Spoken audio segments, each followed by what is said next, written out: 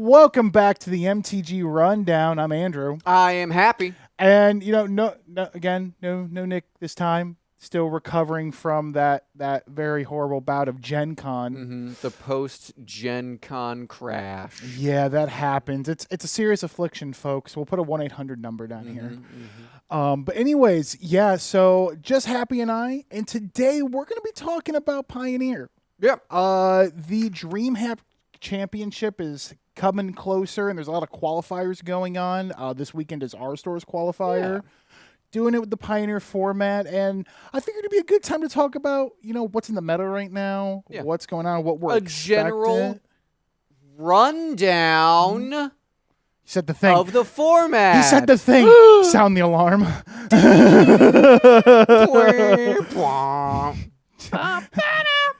It's like the whole thing when they say the title of the movie, and then God damn it.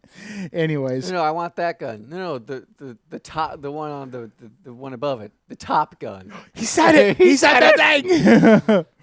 I just remember the Family Guy episode where it's with Brian. I'm a Family Guy. He said the thing. Anyways, oh god, that shows my age a little bit because I was an older episode too. But anywho, was it pre? Cancellation number one? No, post cancellation. It was definitely post, but still, I kind of feel old bringing it up. But anyways, so yeah, our qualifiers this weekend. Yeah. Happy. What do you think? What are you expecting deck wise? So I know there's going to be the mono green Super Friends list, which is like it's just a green ramp, and then they play a bunch of non-green planeswalkers. Yeah, it's real dumb. I don't know why it's mono green, because it's not, but whatever. I know there are a few people on various Grease Fangs. Yep. I assume there's going to be a Phoenix and Control list. Oh, sure. And then I think there might be a kid. He comes to Modern a lot, but he started out playing Pioneer. I think he'll probably be playing the sort of budget in Soul list. Okay, yeah, like a budget scissors list. Yeah. Okay, that could be fun.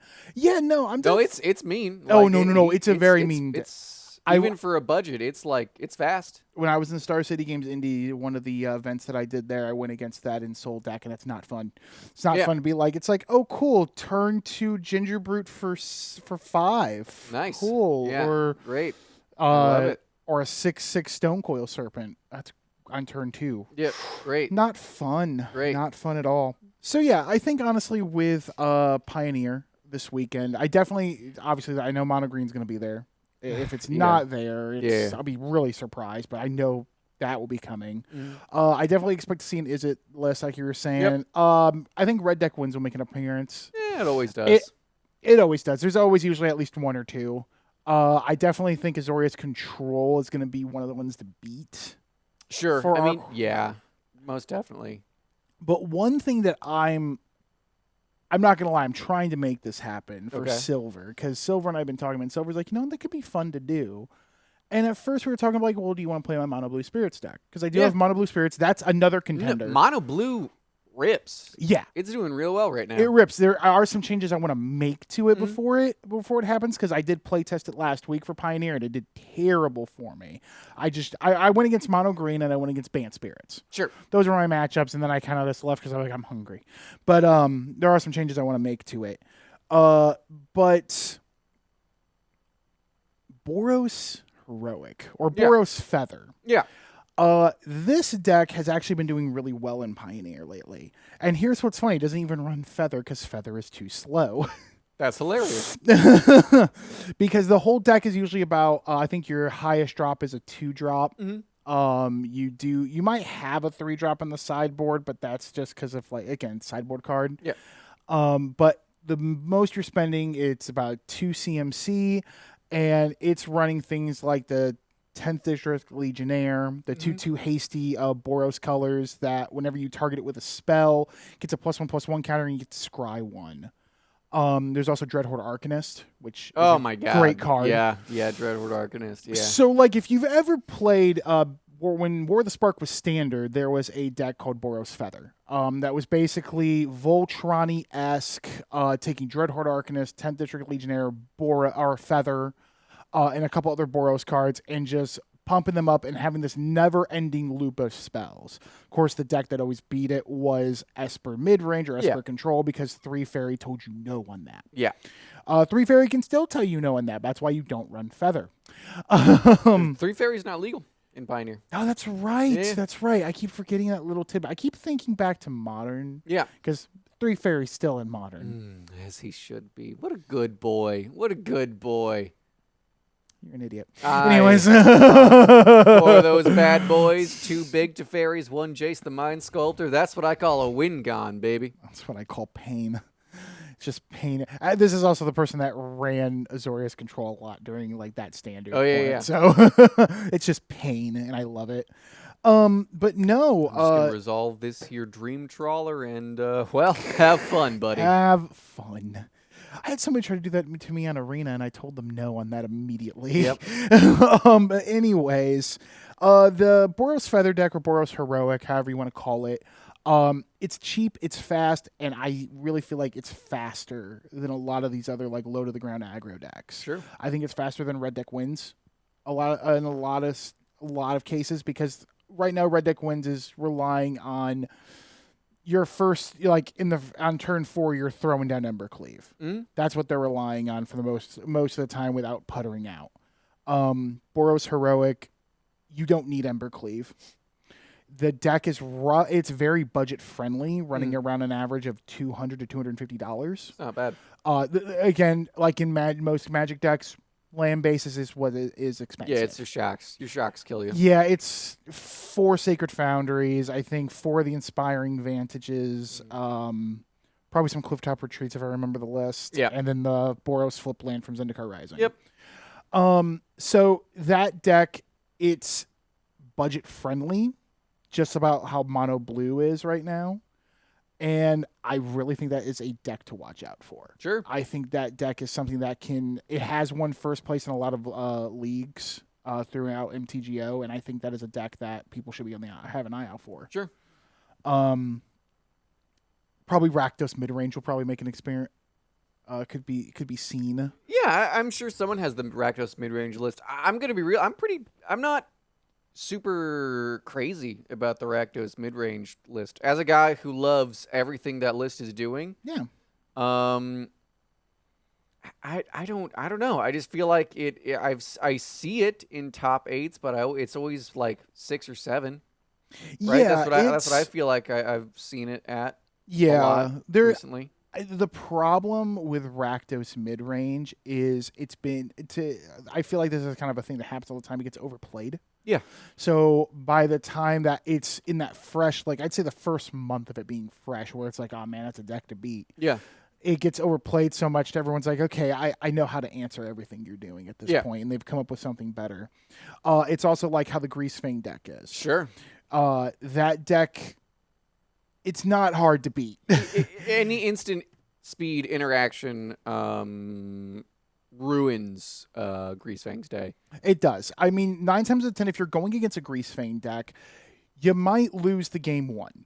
Sure. You might lose it. If they get the turn 3, hey, Greasefang with Parhelion in the graveyard, you're probably losing the game 1. But that's where game 2 comes in, where you're putting in your Presages. You're putting in anything that's instant cast. I'm killing Greasefang. Yeah. Fatal Push is in the Fatal Push and Fabled Passage are in the format, guys. Yes. Like it is not super hard to get the Riot for Fabled Push for Fatal Push, or it's black white, so there is absolutely the Rending Volley. Dragons of Tarkir, just like destroy target white or blue permanent. Boom, done. Like a braid. A braid. Yep, a braid does it. Like there's a lot of ways around Greasefang. There is. It's back when it kind of reminds me of that whole thing when we were covering our store championship last year. Yeah. And we saw the great play of a 5-cent of a nickel card destroying Ragavan. Yeah. That's Ragavan literally what this is. Yeah. Now, granted, Grease Fang and Parhelion 2 are not $90 cards. They're roughly $2. But For both. For both. Yeah, Yeah. combined. Yeah, Yeah, combined. combined. But the deck is not difficult to get around. No. Especially if, plus you have to remember, Rest in Peace is also in Pioneer. That takes care of that too.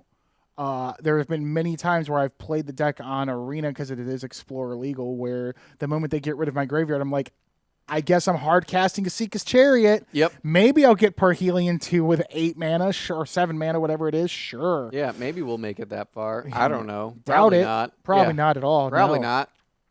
So honestly, I think the deck, for me, the deck to watch out for, as I said, the Boros Heroic. Sure. But the deck that I think is going to get personally crushed, I honestly think Grease Fang is not going to do that well. I think for us, we might see one hit top 8. Yeah. I think we'll see one hit top 8, but I don't think we're going to be seeing like 4 or 4 Grease Fang lists in general hitting the top 8. Because that's been a misconception around the Pioneer community right now is Grease Fang too powerful? No. It's not at all. It is a fun deck. It is a glass cannon, though. It is a glass cannon. Yeah, for sure. That's the big thing. Isn't Strangle a thing? Like deal 3 damage to It's a sorcery speed, though. sorcery speed. There it is. Yeah. Okay, there it is. It is definitely sorcery speed. The biggest thing that makes that deck so scary is just the fact that you can you literally go in so quickly on turn 3 with those angels. That's the big thing. Yeah. But yeah, no, I personally, at least for our qualifier, any predictions of what you think you see in the top 8? Tell me what you would think you would see, at least top 8 or even top 4. I think the top 4 is going to be Azorius Control. I think it's going to be a Phoenix list. Yep. I think a Bant Spirits list is going to sneak its way on through just by virtue of being consistent. Yeah. And then I think depending on the pilot, I think there could absolutely be a Rakdos mid-range. Sure. Because Mason is an incredible pilot, and if is. Mason's doing, I think Mason could really go far with that list. Yeah, I definitely, I can definitely see that. With the right pilot, as you said, Mason's really good with Rakdos. Mm-hmm. He really understands how to play those types of lists. Yeah, they're very good with mid-range decks. He's very good with like, I know how this is supposed to go and feel in the tempo. Yep. I do think if we're talking like a top 8, I think Mono Green gets in. I think it gets in, but I don't know how well it does in the top 8. So the problem with the person at least the person that I know, I don't know, we don't know everybody who's coming up right for it.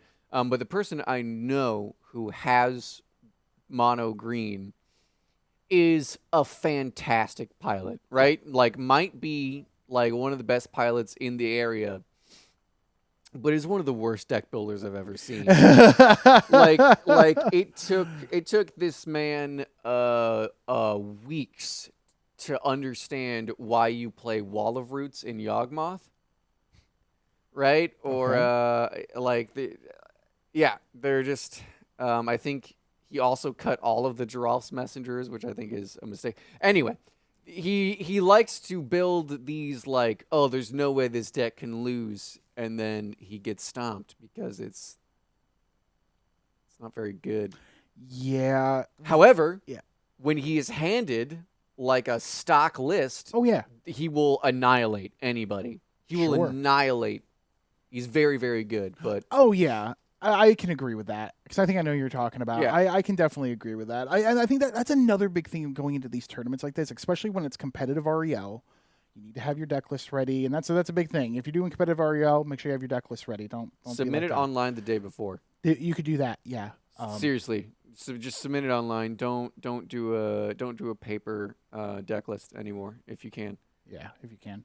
I don't know what we're doing. Oh God, that might be something I got to go over. Anyways, so that just came to my mind there. Paper, I think. Yeah, probably paper. Yeah, because we're a small local thing. So, but a lot of these tournaments, it's all about how you are as a pilot, how you are behind the deck. If you like anybody could come into the store and pick up a top tier deck, come and buy the whole entire thing, and then go 0-5 in an event because they don't understand how the deck works. Right, because Inverter isn't around anymore, so you can't just oops, I win. At this point in Pioneer, it is whichever deck you are most comfortable with. Yep. You will probably just, you'll just kill, which is really. healthy. Which that's good. Yeah, exactly. That's really good. So if you're like all in on mono blue spirits, right? Like it's not. I mean, it's a really cool, solid, low to the ground list, but it's not the best list in the format. You could probably even you could probably beat your bad matchups if the other guy is like less experienced with their deck than you are. Yeah. Yeah, and that's the kind of format. Well, that's why I make the argument that Pioneer is the healthiest format right now. It's why I'm really happy I believe the main championship for the Dream. Pioneer. Yeah, it's going to be Pioneer. We're running our event as Pioneer because we had the choice. We could have made it modern. We could have made it standard. Why we would do that, I don't know. But Pioneer is literally the healthiest format right now because right in front of me on my phone, I have a list of tier 1 decks, tier 2 decks, all based off what mtgdecks.net is. It's a pretty good site to go on to see event decks and how things have been going in the meta. Sure. Obviously, that's not a concrete, oh my God, yes, I also like playing ads at the bottom of my phone. It's really annoying. But gotta make their money somehow. Oh, I know. But I just want to complain. But any of these decks that I would say that is where the tier 2, maybe a couple in the tier 3 have a chance of getting in there. We could be surprised and see a Jeskai Ascendancy deck. I saw a lot of those in Star City games. Listen, I think Jeskai Ascendancy, while it's not the big bad it once was, that might be good for it. Because it could absolutely just be like a sleeper hit and just like take it all because no one's prepared for it. Yeah, and that's another thing you got to think of it. Like we could definitely see some sleeper decks here. Like we could probably see it. We could see Gen Sacrifice. Sure. I count that as sleeper now. Hidden Strings could even be brought in here. Yeah, absolutely. And that used to be one of the decks to beat, but not so much anymore. Because people were like, oh, okay, it's Glass Cannony. I counter your omniscience. I just win, right? It's like, oh, yeah, well, okay. Yeah. I mean, when I did the Star City Games thing in Pioneer, I was playing Hidden Strings, and I went against probably one of the coolest decks. It wasn't Greasefang, but it was kind of like a self-milling, because Narcomoeba. Mm-hmm. It was definitely utilizing Dredge-esque things without using Dredge. Dredgeless Dredge. Yeah, it was kind of like Dredgeless Dredge. Yeah. It was actually really cool seeing that, and it did really well. It kicked my ass. Yeah. It was great. But that's also because I got really bad starting hands on both of those. I was like, I can mulligan this, or I can go to 4, but... Yeah, if you're going to 4, just concede. Yeah, at that point, if you're going to 4, yeah. just concede. But no, I'm pretty excited for this weekend. I want to see what people bring because I'm going to be head judging this one. I won't be playing, unfortunately, even though I want to. But I'll be doing the head judging of this, which I think you'll be there on Saturday, will you? Yeah. Yeah, I'll probably be helping me out or something. I don't know. Yeah. Something. I'll be working. Yeah. But yeah, no, it's going to be an exciting time. I think. I'm very curious. Honestly, I think we're going to get a surprise on who takes it all. Honestly. The Modern Championship that we had last year, I expected that out. I expected Mason to win it because Rakdos was just really good. It was, and no one had really figured out how to get around it at that point. I do think we're going to see a shocker. I think we're going to see something like a Jeskai Ascendancy might take it. I think we're going to get a sneak in where maybe Boros Heroic might take it. Something that sneaks in there. I don't think they're going to have the easiest route to get to there. But I think it could be something we see. Maybe. I want that, though. It would be cool, but I don't know. I think Ledger Shredder go burr, man. Ledger Shredder Ledger does Shredder go go burr. Like Ledger Shredder's I so think good. I think it's pretty hard to like get under Ledger Shredder Yeah. when your goal is to play as many cheap spells as possible, but all you do is make Ledger Shredder bigger. Yeah. Right? That can be difficult. Like I don't know. I don't know. I think it would be cool to see an upset, but I don't think we will. I think the current like big boys are kind of like holding their ground for a reason. Yeah. I definitely I could see an Azorius control make it win it all. Yeah. It's just the Azorius control deck lists are so good right now because you have Wandering Emperor. It's so tight. Yeah. It's a tight list. You have Teferi Hero Dominaria in Yep. there. You're just it's Supreme Verdict is legal in this set. Yep, because sure. Yeah. Though I did there was something now a lot of the times you'll see at these events too, you'll see experimental deck lists coming Yeah. in. Be like, Oh, hey, yeah. I want to see how this works. Like we saw like with the modern, the 8-rack one. The Urza Saga 8-rack, which was really, really neat. Took top 8 and we're like, okay, sure. Dude. I will build this any day. Yeah, okay. I was for it. But there was actually one thing I seen this more in Explorer. I don't know if it can work in Pioneer, but man, if somebody could, it'd be hilarious. Cycling. I did see there was a cycling list. Oh, yeah, somewhere in the MTG Goldfish like soup. There was a cycling list, and I was like, okay, Just Guy Cycling, I see you there, buddy. I see you. So I run a version of this on Explorer because it's just funny to me. I was a big fan of the old standard list. Yeah, from I Ikoria. love that standard list. Oh man, that was so much fun. Well, because in that standard, much like standard now, decks were expensive, right? Yeah. You had Shocklands you had Shocklands, and then you had the Triomes, right? These decks, Luris, right? I mean, like the Gyruda, right before the change, like these decks were pricey. Yep. And then cycling came around. It was like I can top 8 for $75 and 74 of it is the lands. And it was like, oh shit, dude. Whoa. So in Explorer, they opened up a lot of the Amonkhet cards. And Yeah. Amonkhet had a lot of cycling It in did. too. It did. It was a cycling So set. there was 2 artifacts. There was an artifact that would let you search for it. I gotta remember that stupid card. I don't remember the name of it. I have to look it up and send it post. But it was a 3-drop artifact that whenever a creature you control would die, you gain 1 life and draw. You gain a life. If you were to draw, if you may draw a card if you do discard a card. Okay. Then you tap it. You choose your hand, library, or graveyard, and you search for the Altar of the God Pharaoh or God Pharaoh something. It's a 7-drop artifact. Oh, yeah. So you cycle these creatures. These creatures are like 1 mana cycle. Yeah. Get 6 or 7 of them in your graveyard. You pop the artifact. You get that thing for free, and then you bring everything back in your graveyard and swing. Yeah. Because what that does is at the beginning of combat, you exile a card from a creature card from your graveyard, and then you make a 4/4 black zombie copy of that. So you eternalize it in a sense, and it has haste, and then you swing. Yeah. So you're doing this to like flourishing foxes that you can make bigger once they're back out. Right, and then like Drannith Stingers and the Drannith Stingers, the Drannith Healer. Yep. There's the 1/2 Menace guy that whenever you cycle or discard a card, it gets +1/+0 Oh, turn. yeah, that guy. Yeah, that guy. But now he's a 4/4 with haste and menace. Yep. So I was running stupid things like that. And I would love to see something like that happen. That would be really funny. Oh my god. I don't know how well it would do. It would be one of those decks. It's like you're either gonna win in a great, hilarious fashion, or you're gonna lose. Or you crash and burn. But you're still laughing because you're trying to do this stupid thing. Yeah. I thought you were gonna talk about Faith of the Devoted or whatever. It's I think it's a black enchantment, but whenever you cycle or discard a card, you can pay 1. If you do, each opponent loses life.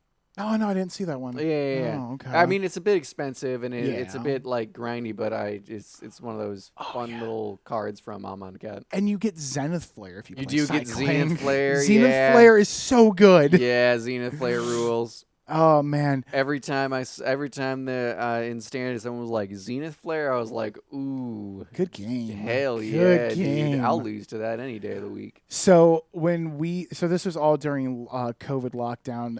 When I was living in New Jersey, I was playing the cycling list for standard. Yeah. And they did all arena tournaments for my LGS. They said, hey, listen, you can't come in the store, but we'll host these. You PayPal us your entry fee. We'll go through and whatever you win, you just win store credit. And if you want to pick up something, we'll curbside it, whatever you want to do. Yeah. It was really cool. And so I was like, okay, yeah, sure. I was trying to figure out what I wanted to play for Ikoria. I started off with kind of like a big, like the higher casting cost guy. I can't not remember that. Kaguro the Macro Sage? Yes. I was running a version of that for like a control-y type thing. Yeah. And it was doing pretty okay. But then I saw the cycling list. And I'm like, okay, I made a couple little tweaks here and there. Oh, man, that was so mean. Yeah, it's so fun. Oh, it's like, okay, turn 1, Flourishing Fox, pass. Okay, turn 2, your land. Okay, awesome. Oh, yeah, turn 2, on tap. I'll play a land. Cycle, swing for 3. Yep.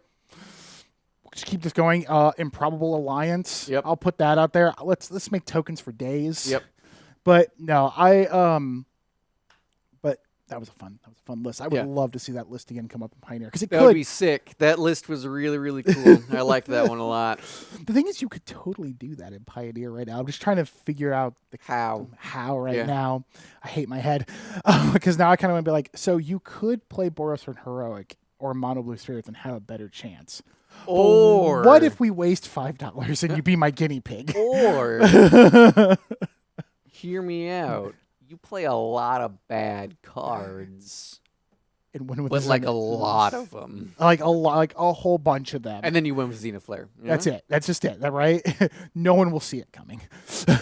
Yeah, thing is, nobody will. No, they won't. They'll be like cycle. And they're like, wait a minute, living end isn't legal in this format. What the hell's going on here? But Zenith Flare is. Zenith Flare is. Hi, I don't run. The only rares are my lands. Yep.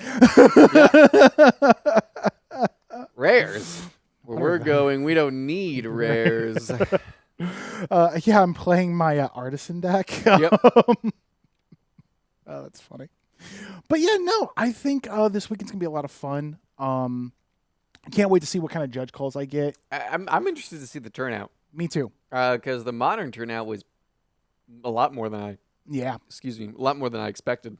Yeah, the modern turnout last year was really good. I'm hoping we get. I feel like we're either gonna meet the same number or it might be a little more. I would assume we're gonna exceed it. I hope we exceed it because I think again, Pioneer is probably the most stable format right now in my opinion.